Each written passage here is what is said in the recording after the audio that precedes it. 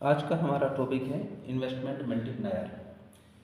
Investment multiplier economics का एक ऐसा कॉन्सेप्ट है जो ये बताता है कि अगर इकोनॉमी में इन्वेस्टमेंट को बढ़ाया जाए तो उसकी वजह से जो इकोनॉमी की जो टोटल इनकम है यानी कि जो नेशनल इनकम है उसमें कई गुना जो इंक्रीजमेंट है वो हमारा होता है। तो ये इन्वेस्टमेंट मल्टीप्लायर का कॉन्सेप्ट एक्चुअल में क्या है, ये किस तरीके से काम करता है, इसके संबंध में कई सारे लेक्चर्स एक सीरीज में होंगे। तो इसकी पूरी फंक्शनिंग को समझने के लिए सारे इसके जो कॉन्सेप्ट्स हैं, इसका जो डायग्राम है, इसका जो मैकेनिज्म है, उन सारी चीज़ों को आपको स्टेप बाय स्टेप यहाँ पे समझना होगा। तो सबसे पहले हम इन्वेस्टमेंट मल्टीप्लायर की जो मीनिंग है उसके बारे में हम देख लेते हैं कि ये एक्चुअल में कॉन्सेप्ट क्या है। इन्वेस्टमेंट मल्टीप्लायर को अगर देखा जाए तो इसको इस तरीके से हम एक्सप्लेन कर सकते हैं।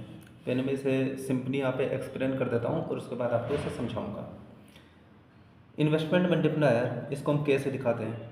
Investment multiplier expresses the relationship between an initial increment in investment and the resulting increase in national income. तो यहाँ पे जो वर्ड है इसमें इनिशियल, ये हमारा इम्पोर्टेंट है। यानी कि इन्वेस्टमेंट मल्टीप्लायर ये बताता है कि इन्वेस्टमेंट में अगर शुरुआती तौर पे कुछ इंक्रीमेंट हुआ, यानी इन्वेस्टमेंट में अगर कुछ बढ़ोतरी हुई है तो उसकी वजह से जो नेशनल इनकम है वो कितनी बढ़ जाएगी, ये जो है इन्वेस्टमेंट मल्टीप्लायर हमें बताता है। इसी को अगर हम एक्सप्लेन करें तो इसमें क्या पॉइंट निकल के आता है कि when investment is increased by a certain amount, यानी कि इन्वेस्टमेंट को अगर कुछ निश्चित अमाउंट से बढ़ा दिया जाए, then it change the income several times. तो इसकी वजह से जो नेशनल इनकम है उसमें कई गुना इंक्रीजमेंट हो जाता है। दस change in income is a multiples of the change in investment, यानी कि इन्वेस्टमेंट में जितना चेंज होता है उसके कई गुना इनकम में चेंज हो जाता है। फाइनली हम इसको क्या लिख सकते हैं कि 10 multiplier explains how many times the income increase as a result of an increase in investment. तो जो मल्टीप्लायर है वो ये बताता है कि इनकम में कितने गुना इंक्रीजमेंट हो जाएगा अगर इन्वेस्टमेंट में कुछ इंक्रीजमेंट हमारा होता है। अब ये जो मल्टीप्लायर है इसको हम कैलकुलेट कैसे करते हैं। मल्टीप्लायर को कैलकुलेट करने का फॉर्मूला है delta Y upon delta I. Y हमारे इनकम को हम डिनोट करते हैं, तो डेल्टा वाई ये बताता है कि इनकम में कितना इंक्रीजमेंट हुआ, और आई हमारा इन्वेस्टमेंट है, तो डेल्टा आई हमें ये बताता है कि इन्वेस्टमेंट में कितना इंक्रीजमेंट हुआ। अब इसको एक एग्जाम्पल से हम यहाँ पर समझ लेते हैं कि सपोज कीजिए जो भी डाटा है हम यहाँ पे एज्यूम कर लेते हैं कि किसी इकोनॉमी में जो इन्वेस्टमेंट में इंक्रीजमेंट हुआ वो 4,000 रुपये का हुआ, और इसकी वजह से जो इनकम इकोनॉमी की इंक्रीज हुई वो इनकम 16,000 रुपये इंक्रीज हुई। अभी कैसे इंक्रीज हुई, इसके पीछे कौन सा सिस्टम काम करता है, इसको मैं आगे वाले लेक्चर में बताऊंगा। अभी इस लेक्चर में आप जो मल्टीप्लायर है उसके कॉन्सेप्ट को समझ लीजिए। तो इस इंफॉर्मेशन से अगर हम मल्टीप्लायर यानी कि के को कैलकुलेट करें तो फॉर्मूला हमारा होगा delta Y upon delta I बराबर 16,000 अपॉन 4,000 बराबर 4। तो के की वैल्यू हमारी आ रही है 4। अब इस 4 का क्या मतलब है, तो मल्टीप्लायर 4 आने का मतलब है कि ये बताता है कि इन्वेस्टमेंट में जितना इंक्रीजमेंट होगा उसका 4 गुना इंक्रीजमेंट हमारा इनकम में होगा। इसका मतलब है कि अगर इन्वेस्टमेंट हमारी 5,000 रुपये बढ़ जाती है, अगर डेल्टा आई हमारा 5,000 रुपये है, तो इस हिसाब से जो इनकम में इंक्रीजमेंट आएगा वो 5,000 का 4 गुना यानी कि 20,000 का इंक्रीजमेंट आ जाएगा। इसी तरीके से अगर इन्वेस्टमेंट में 10,000 रुपये का इंक्रीजमेंट होता है तो इसकी वजह से इनकम में उसका 4 गुना यानी 10,000 इंटू 4 बराबर 40,000 का जो इंक्रीजमेंट है वो इनकम में आ जाएगा। तो ये हमारा जो मल्टीप्लायर का जो कॉन्सेप्ट है वो हमें बताता है। अब इसके बाद हम इसके ग्राफ को देख लेते हैं कि ग्राफ में जैसे हम यहाँ पे कह रहे हैं कि इन्वेस्टमेंट बढ़ेगी तो इनकम उससे कहीं ज़्यादा बढ़ेगी। तो ये इस चीज़ को अगर ग्राफ पे देखा जाए कि इन्वेस्टमेंट के बढ़ने से इनकम ज़्यादा क्यों बढ़ रही है, ठीक है, तो इसको ग्राफ पे किस तरीके से शो करेंगे हम उसको देख लेते हैं। फिर आगे के लेक्चर्स में आपका जो इसके पीछे का जो मैकेनिज्म है उसको एक टेबल के थ्रू मैं बताऊंगा। तो पहले इसके ग्राफ को हम देख लेते हैं कि इन्वेस्टमेंट का जो इफेक्ट है वो इनकम पे किस तरीके से आता है और इसको ग्राफ पर कैसे देखा जा सकता है। तो ये हमारा ग्राफ है, इसमें एक्स एक्सिस पे हमने इनकम को और वाई एक्सिस पे एडी और एएस को दिखाया है। सबसे पहले इसमें हम इक्विलिब्रियम लेवल की सिचुएशन को हम इसमें बनाते हैं। सबसे पहले इसमें एक 45 डिग्री लाइन को ड्रॉ करेंगे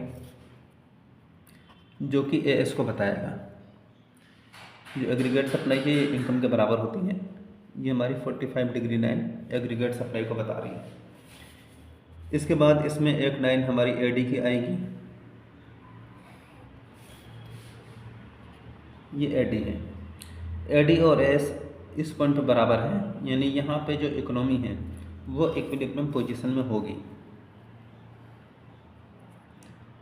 और इकोनॉमी की जो इनकम है वो हमारी ओ वाई ओ से लेके वाई तक जो इनकम है वो हमारी डिसाइड हो जाएगी। एडी का कंपोनेंट क्या होता है? एडी का कंपोनेंट होता है सी प्लस आई, जो कि शुरुआती लेक्चर्स में मैंने आपको बताया था। अब हम यहाँ पे जो इन्वेस्टमेंट है, हमारा मल्टीप्लायर का कॉन्सेप्ट क्या है कि इकोनॉमी में अगर इन्वेस्टमेंट बढ़ेगा तो उसकी वजह से इनकम उससे कहीं ज़्यादा बढ़ेगी। अब एक ग्राफ पे किस तरीके से होता है हमें इसी को देखना है। अब अगर इन्वेस्टमेंट बढ़ेगा, जैसे यहाँ पे हमारा क्या है एडी बराबर सी प्लस आई, ये हमारा एडी है। अगर इन्वेस्टमेंट बढ़ेगा तो इन्वेस्टमेंट बढ़ने का मतलब क्या है कि सी प्लस आई इन्वेस्टमेंट में कुछ एडिशनल इन्वेस्टमेंट हमारा हो जाएगा, तो इसकी वजह से एक नया एडी1 हमें मिलेगा। तो अगर इन्वेस्टमेंट बढ़ेगा तो इन्वेस्टमेंट बढ़ने से जो एग्रीगेट डिमांड है उसकी अमाउंट भी बढ़ जाएगी। जैसे मान लीजिए फॉर एग्जांपल कंजप्शन हमारा 60 रुपये है और इन्वेस्टमेंट हमारा 40 रुपये है, तो दोनों को जोड़ दिया जाए तो एडी हमारा 100 रुपये आता है, जो शुरुआती एडी है। नई सिचुएशन में अगर इन्वेस्टमेंट बढ़ रहा है तो मान लीजिए कंजप्शन 60 प्लस इन्वेस्टमेंट 40 और जो डेल्टा आई है मान लीजिए 20 रुपये का इन्वेस्टमेंट बढ़ गया, तो जो एडी है वो हमारी 120 पे पहुंच जाएगी। तो शुरुआती तौर पे जो एडी है वो फॉर एग्जांपल 100 है और इन्वेस्टमेंट बढ़ने से जो एडी है, नई एडी है वो हमारी 120 हो गई। तो नई एडी का जो कर्व है वो पुराने वाले एडी कर्व के ऊपर बनेगा, क्योंकि पुराने वाले कर्व की एडी की वैल्यू 100 आ रही है और नए वाले एडी कर्व की वैल्यू 120 आ रही है। तो नया वाला एडी की वैल्यू पुराने वाले एडी से ऊपर बनेगी क्योंकि इन्वेस्टमेंट बढ़ गया है। इस सिचुएशन को अगर हम ग्राफ पे यहाँ पे जूम करें, यहाँ पे हम बनाएं, तो सपोज कीजिए ये जो लाइन थी ये हमारी जे पॉइंट से यहाँ पे स्टार्ट हो रही थी, जो पुरानी वाली एडी है।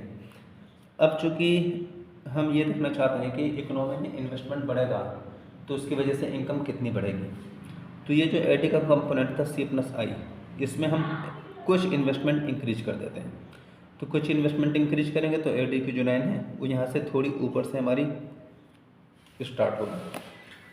तो सपोज कीजिए ये हमारी जो लाइन आती है ये इस तरीके से आती है।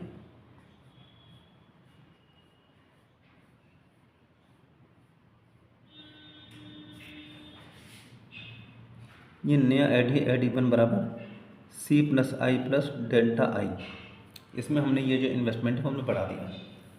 तो अब ये जो नया एडी है इसने एएस को इस E1 पॉइंट पर कट किया और यहाँ से एक नया इक्विलिब्रियम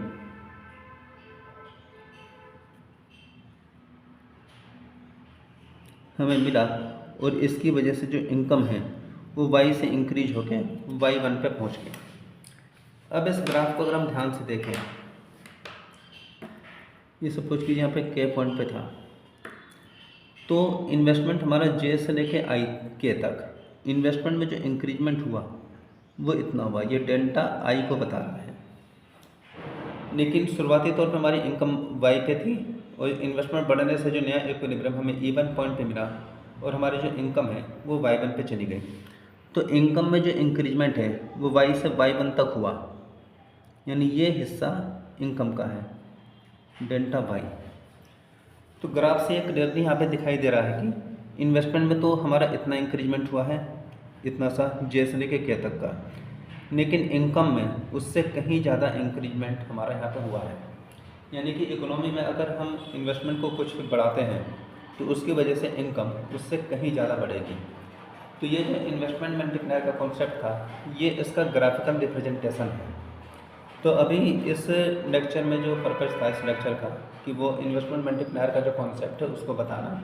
अब इसके आगे के जो रिलेटेड टॉपिक हैं वो आपको मैं आगे वाले लेक्चर्स में बताऊंगा। तो अभी इस लेक्चर में इतने रहने दीजिए।